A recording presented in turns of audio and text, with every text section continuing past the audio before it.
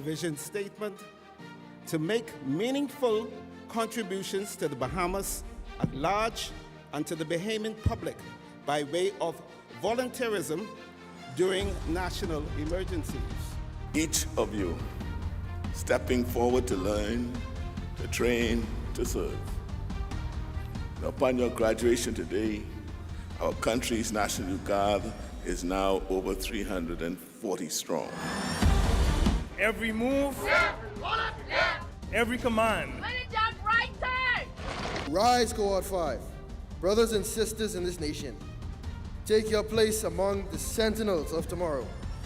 May your footsteps echo with honor, and may your service shape a better world.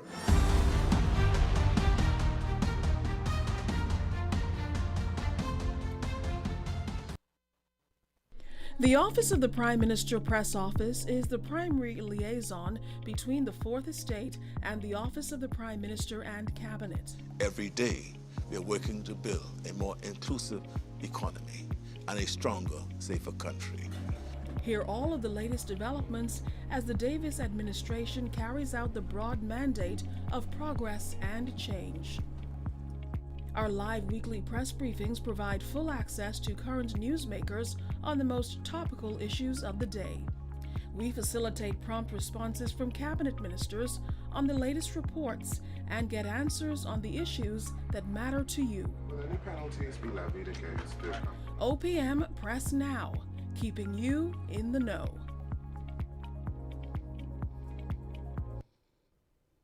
All right, good morning, everyone, and welcome to the Office of the Prime Minister. It's good to see all of you here present, and of course, those watching virtually. Can I say happy Thanksgiving? It's not a holiday here, but we get the food in nonetheless, right? So I hope everybody enjoys the day and has a great meal. I'm also very thankful for our guest this morning, Mr. Kenneth Roma, Dr. Kenneth Roma, who is, of course, Director of Aviation, and he has some exciting updates for us regarding the development of airports across the Family Islands, which are, of course, being developed at an unprecedented rate. So I'd like to welcome, without further ado, to the podium, Dr. Kenneth Roma, Director of Aviation. Thank you very much, Kishila. Good morning, ladies and gentlemen. Good morning again to the citizens across our Commonwealth of the Bahamas. I always contend that it's such a pleasure again to serve. I believe in accountability, and that our agencies, our leaders should be held accountable for not just the work that we do in our departments, but the work that we do on behalf of the people and of the citizens of the Commonwealth of the Bahamas. I always contend that what we do is really an act of service. So some of my colleagues have joined me here in this press briefing today. My Deputy Director of Aviation, Mr. Marlo Butler, of course, the Airport Authority, our Chairman Paul Bevins, who has always been a major supporter, and of course Peter Rutherford, and the senior leaders of that team, as well as members from the Department of Aviation. Happy Thanksgiving. Keisla, I join you, of course. You know, we have a lot to be thankful for. I'm always thankful again for my chance to serve the Commonwealth of the Bahamas, and of course serve God through serving the Bahamas.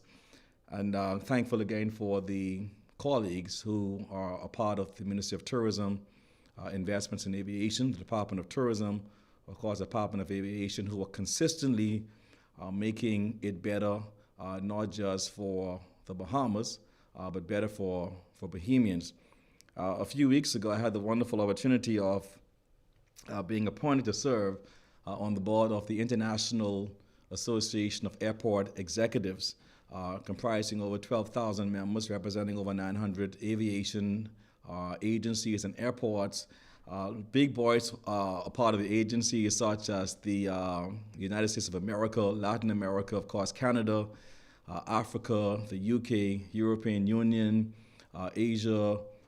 We have the Middle East, Australia, and it was such a pleasure to be representing the Bahamas. You know, at times we joke perhaps internally that the Bahamas is not a real place, but I could assure you that the Bahamas is a real place. We were not only recognized when I stood to my feet, representing the Bahamas and the Caribbean for the first time in history. We were not just recognized, we were also respected. And it speaks again about the value that we as Bahamians bring to the global conversations in tourism, investments, and aviation. So again, I'm thankful to be a Bahamian, and I, of course, encourage every Bahamian to view themselves as a partner in our national progress. I really wish to focus a bit more today on what has now been coined as the Family Islands Renaissance Project. The Prime Minister would have made a statement during the budget wrap-up that this investment in infrastructure represents the largest investment in Family Island infrastructure ever made by any government in Bahamian history. So what we are witnessing right now really is we are sitting and eating our popcorns and watching and witnessing a chapter being written in Bahamian histories that we can say to our children, our grandchildren, and generations yet to come that I was there to be a part of this renaissance. Our Deputy Prime Minister, of course, simply referred to these developments as major milestones in Family Island airport renaissance. We are building airports that meet the demands of a growing population. And of course, when the population has grown since the inception, when we became an independent nation some 5+ decades ago, but the infrastructure is not kept up with the developments in terms of the airport developments and the growth in population. But Deputy Prime Minister reminds us that these developments assist with meeting the demands and contributing towards a thriving tourism market and increasing connectivity, not just in Nassau, Paradise Island, or Grand Bahama, but ensuring that there is increasing connectivity across the islands of the Bahamas. And I'll touch on that a little later on about the advancements being made now in connecting the Bahamas. I contend that we are not just building new airports, infrastructure, we are building new economic opportunities.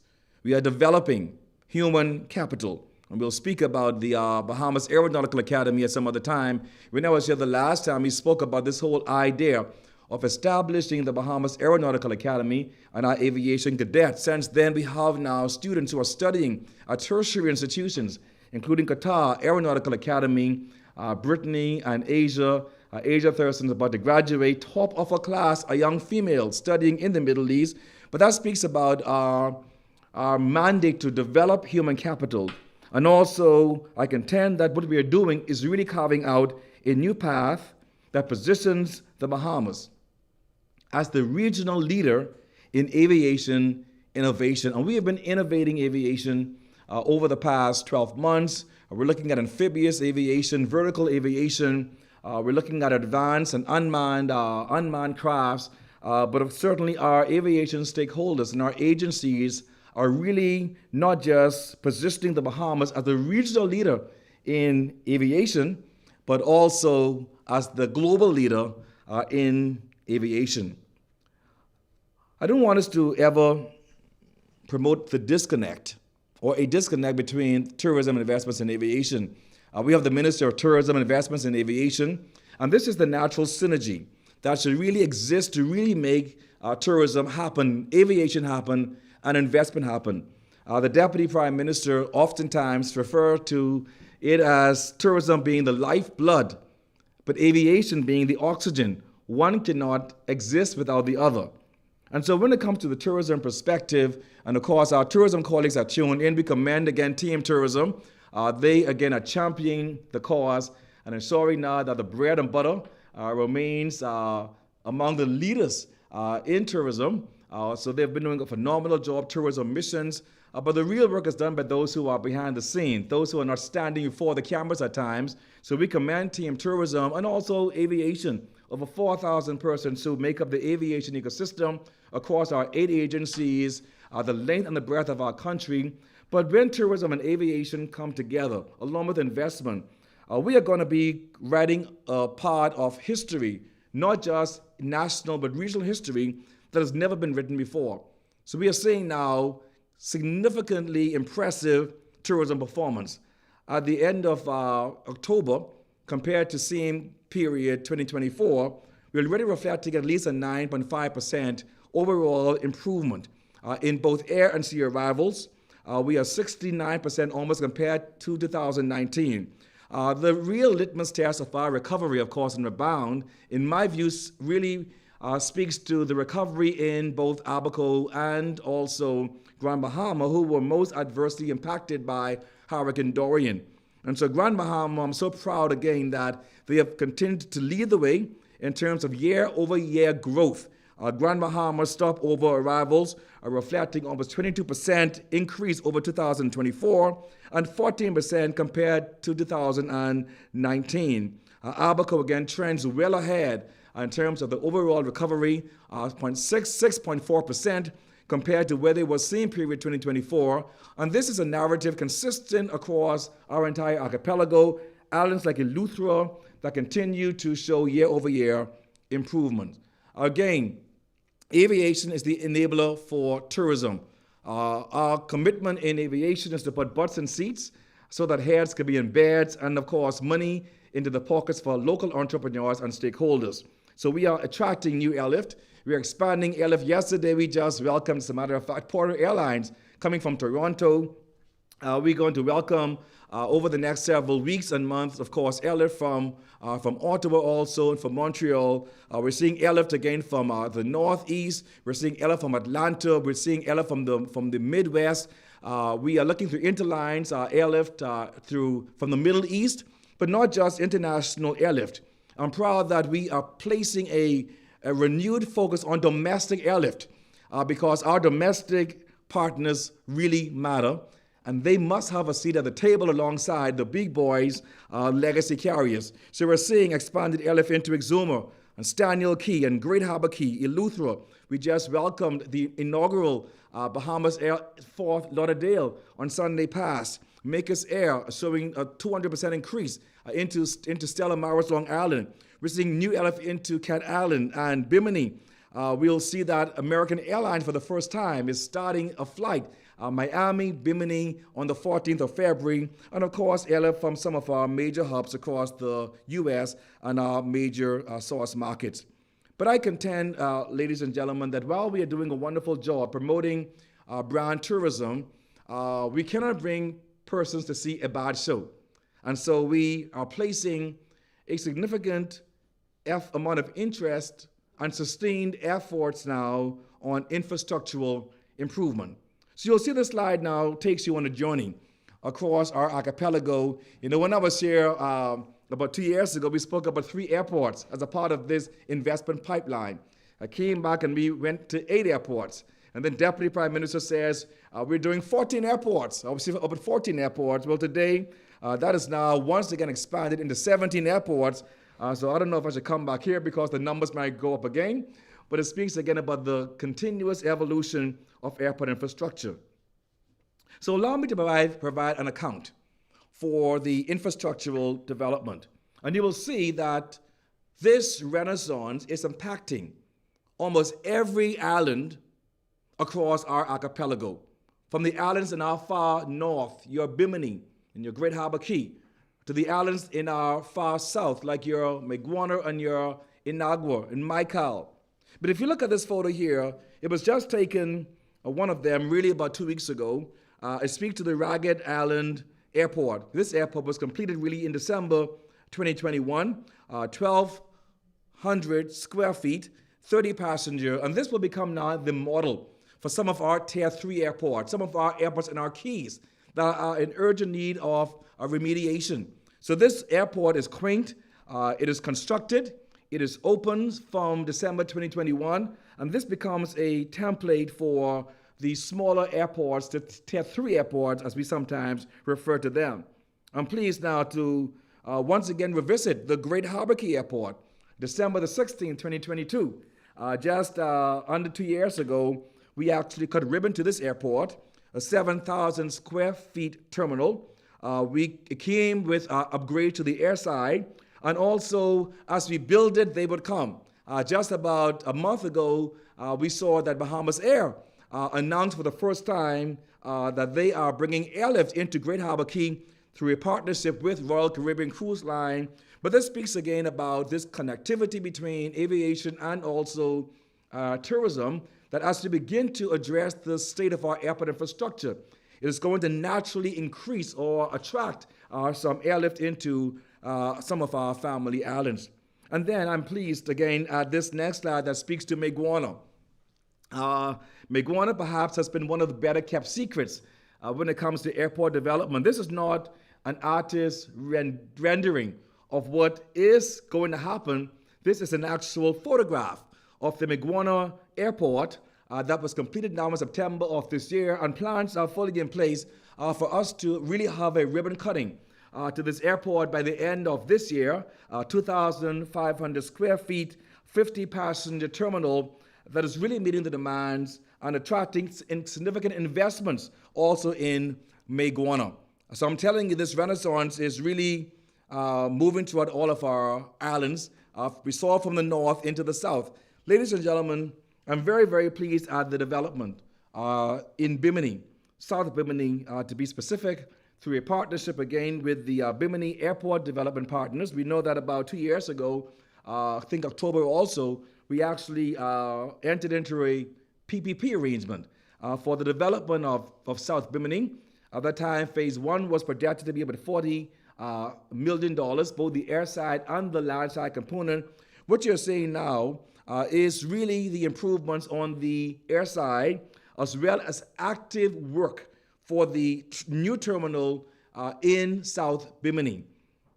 This is moving at such an aggressive pace that we fully expect that by the end of the first quarter of next year, we will be having a ribbon cutting for the new South Bimini International Airport. Like I said before, American Airlines has already announced for the first time that they would be launching direct service between Miami International and South Bimini. And of course, that addresses some of the gaps that were left again by the cessation of Silver Airways in South Bimini. But Bimini is bustling. I can tell you, no one is laying low on Bimini because the terminal is coming out of the ground, and we're very, very pleased about the development of the Bimini International Airport. I turn now my attention to the island of Eleuthera. Eleuthera is, again, like I said earlier, experiencing unprecedented growth when it comes to your foreign air arrival, but their growth still remains constrained by capacity. And so we announced the start of the North Eleuthera terminal works. As we speak today, there is cutting and there is clearing of the land, active civil works in North Eleuthera, and by the middle of December, plans are expected to be announced as it relates to a contractor for the North Eleuthera International Airport. It's going to be a new 400-passenger terminal. It's going to really have more seating capacity than any other airport outside of LPIA, Nassau, and also Grand Bahama. I know Exoma is changing that also, but right now, 400-passenger terminal in North Eleuthera, a crash fire rescue building. We are working with the IDB on work to the runway, the taxiway apron, and of course, airport authorities already ensured that there was solar lighting to the land airside in North Eleuthera. Again, this move is already attracting new airlift into North Eleuthera. The picture shows there what the interior would look like, again, for the new airport. And then Governors Harbor International Airport works, again, are about 95% completed to the arrival terminal. We intend also by the end of this year to have works fully completed for the terminal, the departure terminal, and also the new arrival terminal in Governors Harbor Airport. And then in Q1 of next year, through the PPP with the Island Airport Development Partners, there will be massive remediation to the airside in Governors Harbor and also North Eleuthera. But Island Airport has given a commitment that they'll begin resurfacing of the runway, the apron, the taxiway in Governors Harbor, and will complete the crash fire rescue building. Airport Authority is here with me to say amen. Rock Sound International Airport. We've heard a lot of concerns about the Rock Sound International Airport. I'm very, very pleased that a commitment has been made, and we should be going to tender very soon on works to the terminal for the Rock Sound International Airport, including the resurfacing of the existing runway, also the elevation of the runway to reflect flood mitigation measures.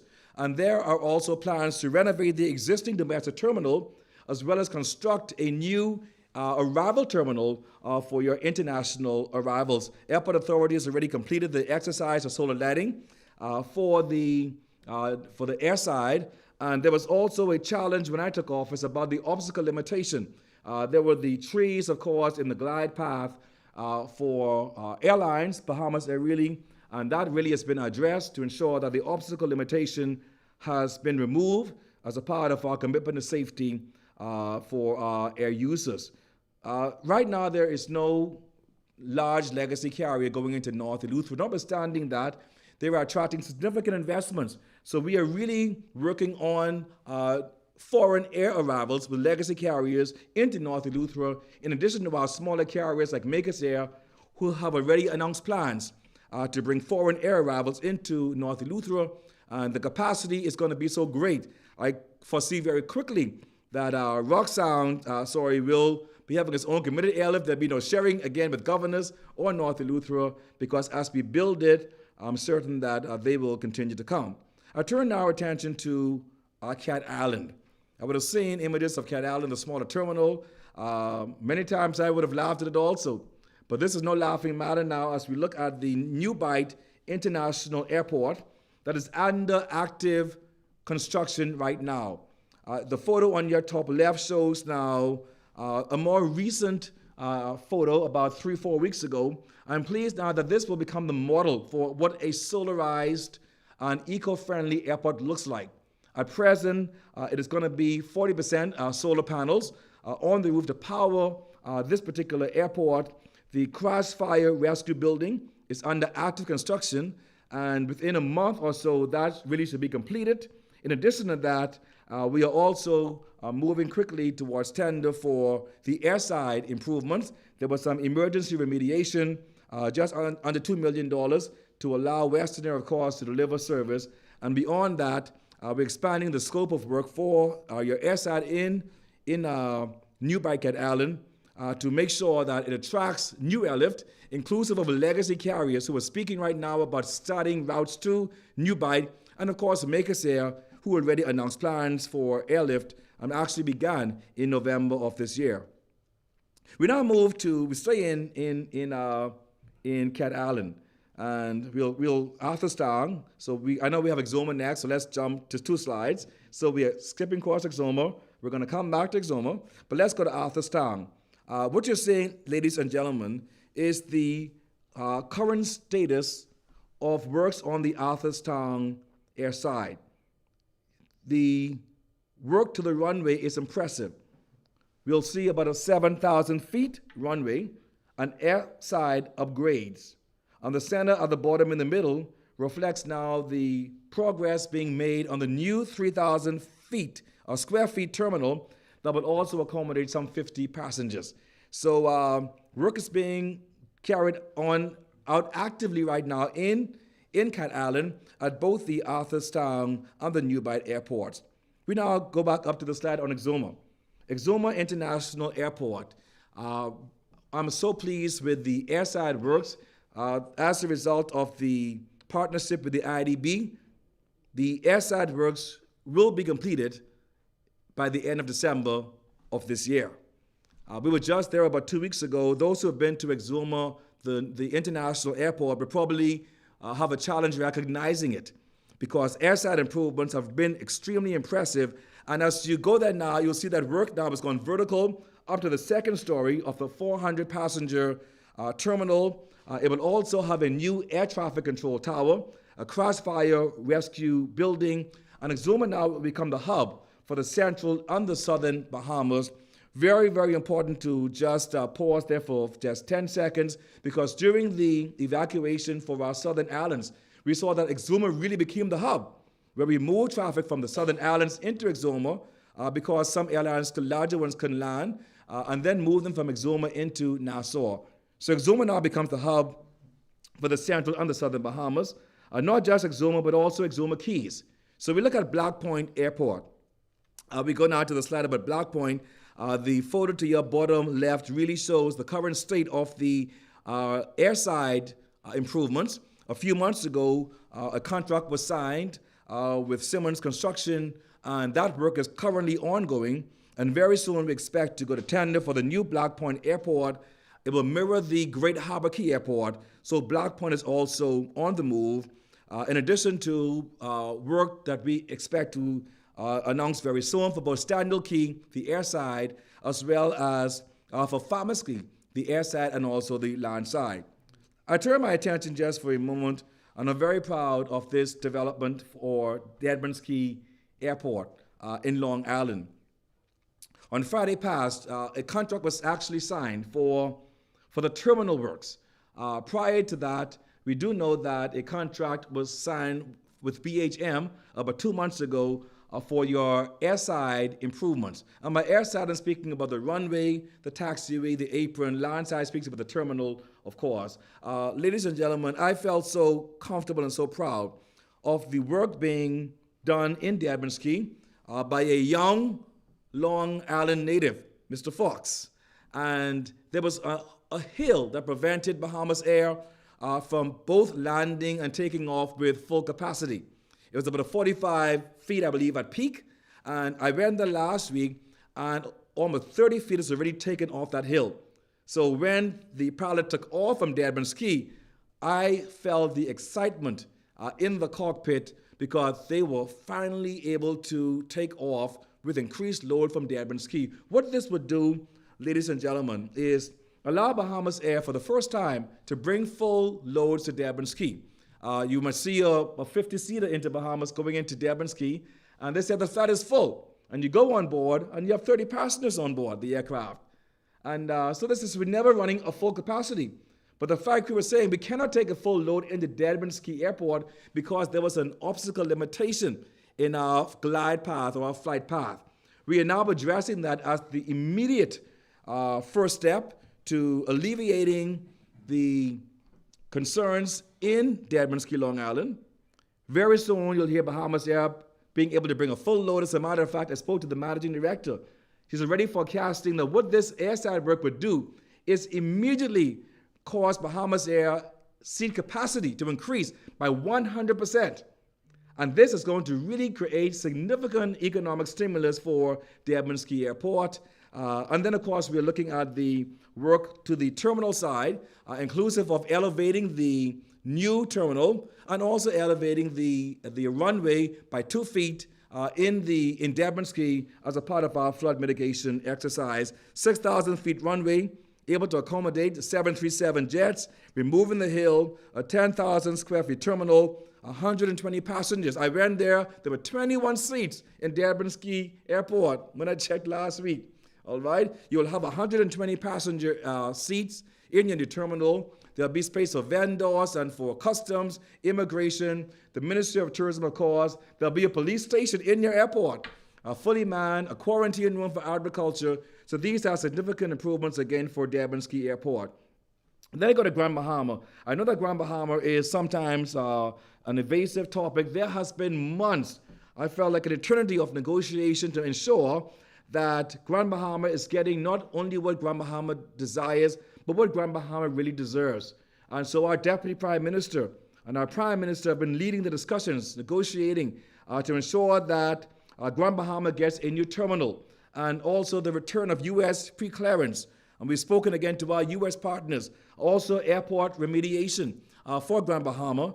So I would just allow both the Prime Minister and the Deputy Prime Minister to make the exciting announcements, but Grand Bahama remains high on the infrastructural development priority list.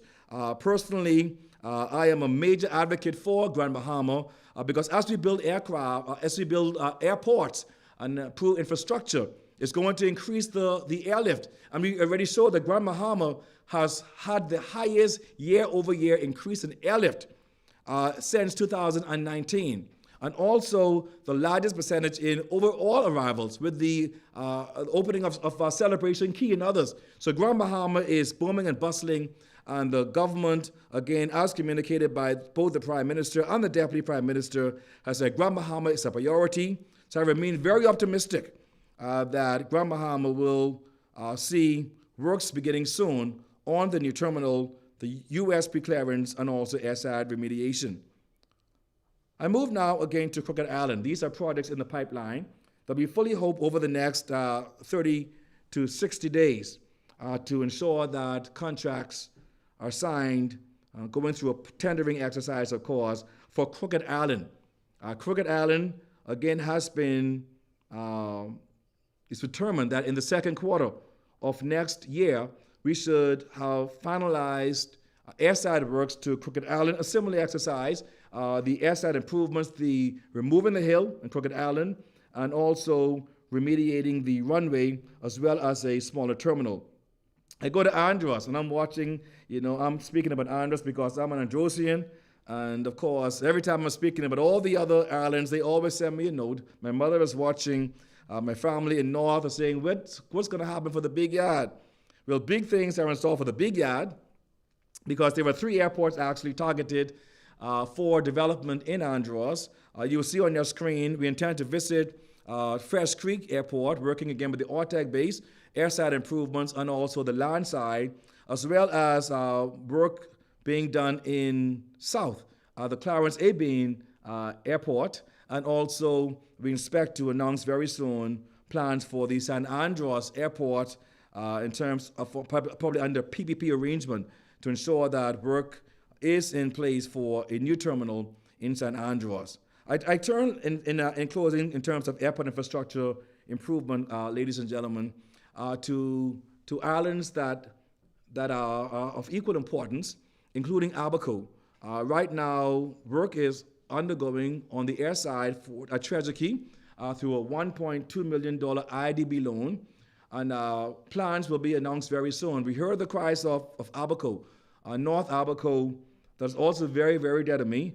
And let me pause right now also to extend condolences to the family of Winsome Ferguson, who, again, is a tourism colleague, but a very dear friend and Abaconian. Murders, of course, her sister, they were in Spring City. Murders, of course, is in Treasure Key. But Treasure Key Airport is targeted again for some development.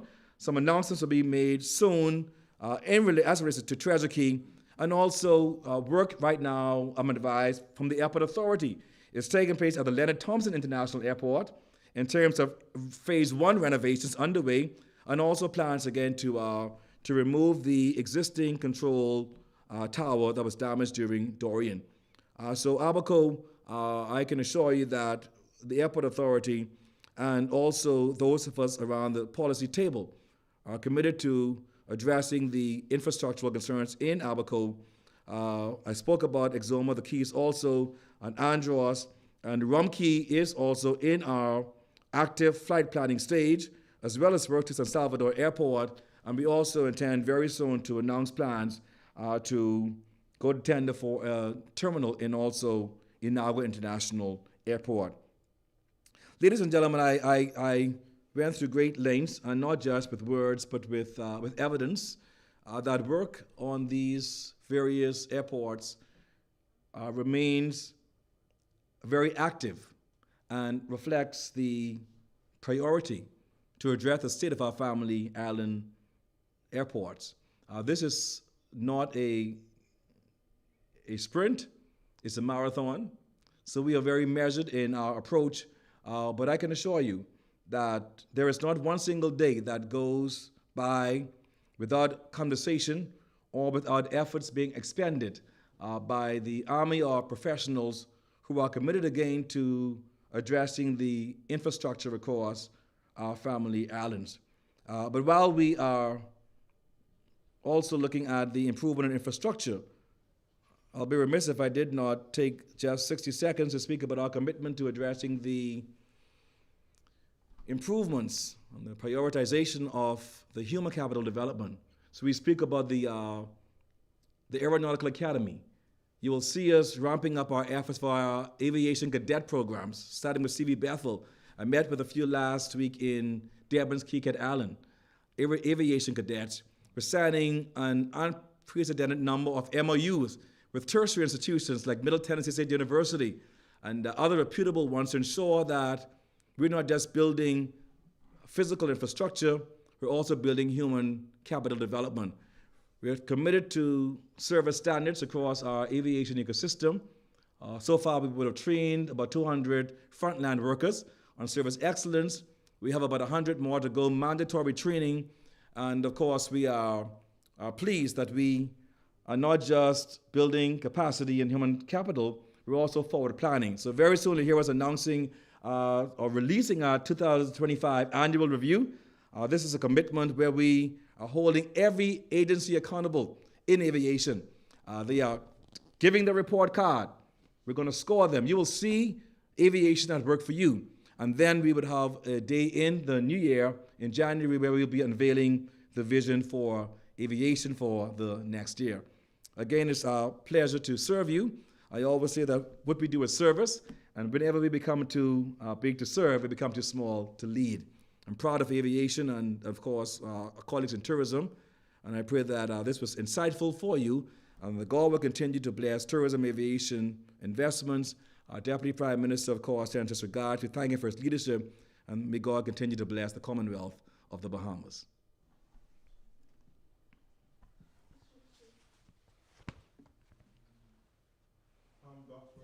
What's the price tag for this Airport Renaissance program? The Airport Renaissance project, through the government's initiative, is about $300,000. When we look at our private partners, the price tag again for the entire Renaissance, including the PPP, is going to be over $500 million. And I want to quantify that because when we speak about Renaissance, that $500 million really for family airline Renaissance through PPP arrangements and also the government's input of cash. I also want to speak about the investments at LPIA. We know there was a $10 million investment on the air side, and LPIA to the president CEO has announced plans to invest some $200 million on the terminal side, inclusive of plans, the RFP for a new airport hotel. So overall, the investments for infrastructure in aviation really is north of $750 million in terms of overall investments, unprecedented again in our country's history. And where are we with the upgrades, expansion to LPIA? Right now, the LPIA Phase 1 has been completed, the $10 million on the air side, and I do know that they have gone to RFP, inviting persons to express an interest in the airport hotel. Airport will be a nod. Again, we'll be announcing plans very soon about a comprehensive plan for public consumption on what full development looks like for LPIA. But I'm very, very pleased of the leadership there and the direction that they're going in terms of addressing our country's premier gateway that is experiencing unprecedented numbers. Vernie spoke yesterday about another record-breaking Thanksgiving. Our hotel partners have confirmed the same thing. They have outgrown their current capacity, and they're moving now towards expansion of the LPIA. Dr. I know you spoke a lot about attracting new airlift, and with Porter Air coming in, we've obviously been successful in attracting airlift from Canada. What's the status of the airlift that we were working on from Latin America? Latin America, we had a mission to Latin America. We'll be doing another one soon. But we have been working with Copa Airlines that brings existing flight. With Copa Airlines now, what we're doing is we're increasing capacity. So we're now moving to additional days with Copa Airlines. And we're speaking with other Latin American carriers also. Of course, forward planning for airlift takes a significant amount of time. But we are in active conversations right now with our major Latin American carriers like LATAM, of course, Copa. And we are not just looking at routing passengers through Miami and then through interland agreements with Bahamas Air. We're bringing them into Nassau, of course, LPIA, but we're also having discussions with them to innovate airlift, inclusive of coming outside of peak hours. So I'm looking forward to inviting and welcoming passengers from LATAM in the evenings who will come into LPIA. because bringing additional large airlift during peak time creates a major scheduling challenge for LPIA. But we're speaking with our Latin American carriers. The interest is there. We're courting it. We're building those relationships. And I think we're going to make some announcements very soon about additional airlift coming from our Latin American market. Any updates on employees from Silver Air? We know earlier this year they would have filed bankruptcy and they pulled out. Any updates from those from that side, and have Bahamian employees being paid money that was owed to them? I don't have a current update, but I can tell you what we had discussed last time. Whenever a Bahamian citizen would indicate that they feel somewhat disenfranchised, we make it our point to fight for Bahamians. And I can speak about this personally because I personally reached out again to both the CEO of Silver Airways, Mr. Rossum, their COO, and also the head of HR. And Deputy Prime Minister was saying where he personally reached to them also, saying if there are Bahamians who are owed anything, settlements, that you ought to make it a priority. I know that Silver, I understand, would have reached out to some employees, but if employees feel somehow disenfranchised, we have, of course, mechanisms in our country, Department of Labor, and we will always ensure that the voices are being represented.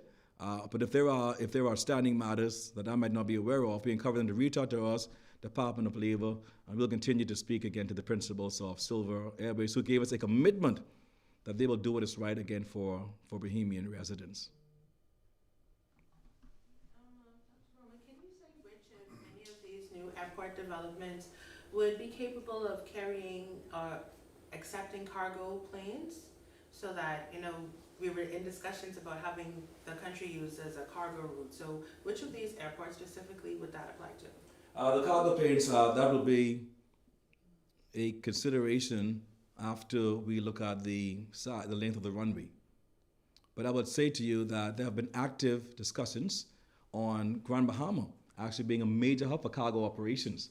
Deputy Prime Minister has been leading this charge. We actually had major airlines who are known again for cargo operations actually visit Grand Bahama.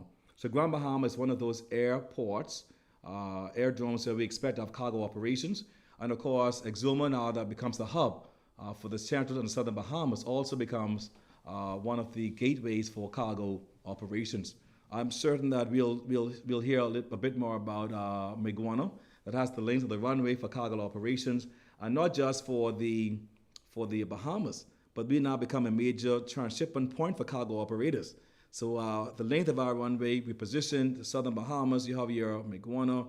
I'm comfortable that Exuma will become that hub again for passenger and also cargo operations. And of course, in the North Grand Bahama, naturally we see the transshipment points for water sea operations there for cargo with MSC, of course, and so Grand Bahama is becoming a major contender for cargo operations. Any further questions? Yeah, thank you very much. Happy Thanksgiving. God bless my tourism, aviation, investment colleagues. Well, thank you very much. Once again, Mr. Roma, always very comprehensive, very informative, and we, of course, look forward to those ribbon cuttings and openings that will take place in the weeks and months ahead. Well, that brings our press briefing to a close. Thank you all very much for attending, and have a good day and happy Thanksgiving, and don't overdo it, okay? All right, thanks everyone.